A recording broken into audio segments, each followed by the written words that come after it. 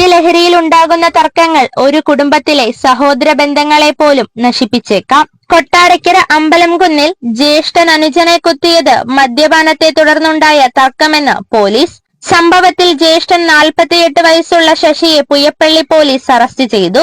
കഴിഞ്ഞ ദിവസം രാത്രി 8:30-നായിരുന്നു സംഭവം. സതീശനും ജ്യേഷ്ഠൻ ശശിയും ഒരേ വീട്ടിലായിരുന്നു താമസം. ഇരുവരും മദ്യലഹരിയിലായിരുന്നു.